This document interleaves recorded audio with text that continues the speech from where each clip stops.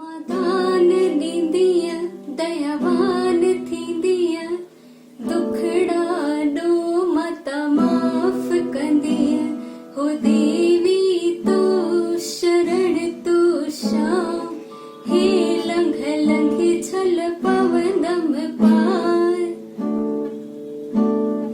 ठार माता ठार पंहिंजे बचड़नि खे ठार ठार देवी ठार पंहिंजे बचड़नि खे ठार अम्मा अॻे बि ठारियो अथई हाणे बि ठार हे जग तुंहिंजो नंढड़ो ॿार हो देवी तो शरण तो शाम हे लख लंघ छल पवंदम पार अम्मा शिकारपुर जूं छोकिरियूं अम्मा माई माई कन अम्मा हथनि में खीर कटोरड़ा माता ॾेखार तोखे पाण ॾियनि हो देवी तो शरण तो श्याम हे लंघ लंघ छल पवंदम पार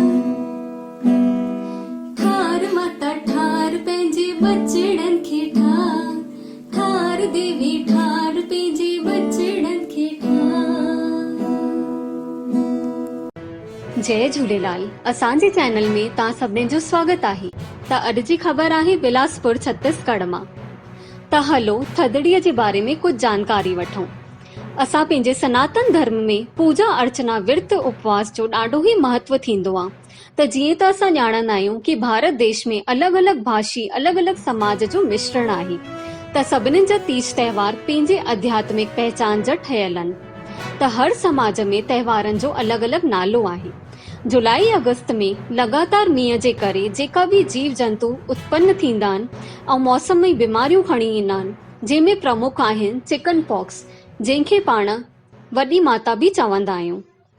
त हिन जी रक्षा जे लाइ असां पंहिंजी थदड़ी माता सां, शीतला माता सां, जेका पंहिंजा आराध्य बि आहिनि, उन्हनि जी पूजा कंदा आहियूं। त इहो हले थो पियो मोहन जोदड़े जी खुदाईअ खां वठी, जंहिंमें मां शीतला जी प्रतिमा निकिती हुई। हिन पर्व जो ऐतिहासिक प्रमाणित आहे कि सिंधी सभ्यता जो प्रमुख आहे इहो पर्व। त ॿुधायो वेंदो आहे कि जॾहिं अविभाजित भारत हुयो, सिंध प्रांत में कॾहिं कोई होटल या जलपान गृह न खुलंदा हुया त सभु हिकु ॾींहुं पहिरियों ई थधो भोजन ठाहींदा हुया, जंहिंमें बहु बेटियूं व क़रीबी मित्रनि रिश्तेदारनि खे भेंट कयो वेंदो हुयो। पर्व जे हिकु ॾींहुं पूर्व संध्या में मिठी रोटी, जंहिंखे असां कोकी ऐं लोलो चवंदा आहियूं, बेसण जी रोटी, टिकड़ी व सूखी मौसमी सब्जियूं ठाहे करे, जीअं त आलू, भिंडी, करेला, दही वड़ा, वाङण आदि सिगड़ी स्टोव ते ॿारे करे गैस चूल्हे जो कचे खीर सां व थधे पाणीअ सां शीतल कंदा आहियूं। बूंद अर्पित करे पूजा कंदा आहियूं ऐं 24 घंटे ताईं शांत रखंदा आहियूं। त शीतला माता जी आराधना कंदा आहियूं। उन खां पोइ 21 अखड़ियूं ठाहे करे, जेका गेहूं जे आटे सां ठहंदियूं आहिनि, गोल गोल नंढी नंढी टिकियूं, उन खां पोइ उनखे कचे खीर में डुबायो वेंदो आहे व शीतला माता जो गानो ॻायो वेंदो आहे। मुंहिंजी जीजल अम्मा ठार माता ठार। हिन देवी स्तुतियूं देवी प्रकोप सां बचाइण जे लाइ पूजा करे करे सभई ॿारनि जो व परिवार जो, समाज जो, देश जो ऐं विश्व जी रक्षा जी कामना कंदा आहियूं। ऐं उन खां पोइ ॾींहुं भर थधो भोजन खाईंदा आहियूं, जंहिंखे प्रसाद जे रूप में ग्रहण कयो वेंदो आहे। त हिन ॾींहुं बिलासपुर में हर जगह पूजा जो आयोजन कयो वियो हुयो।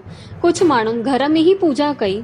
इहो आयोजन कश्यप कॉलोनी, शनिचरी, सिंधी कॉलोनी, ऋषि कॉलोनी नगर में थियो ऐं वॾी ही संख्या में महिलाऊं शामिल थियूं। वंदना मलघानी, पूजा मलघानी, कंचन मलघानी, काजल आडवानी, भारती वाधवानी, कीर्ति सिरवानी, रेखा सिरवानी, दीपा सिरवानी, मीरा सिरवानी, जिया सिरवानी, मायरा सिरवानी, रूपल चंदवानी, कोमल टहलियानी, काजल मंगवानी, काजल आडवानी, नीतू मंगवानी शामिल थिया। त अॻिते जी ख़बरियूं ॿुधण लाइ जुड़ियल हुजो असांजे चैनल सां ऐं वधीक खां वधीक लाइक कयो, शेयर कयो ऐं सब्सक्राइब कयो। जय झूलेलाल।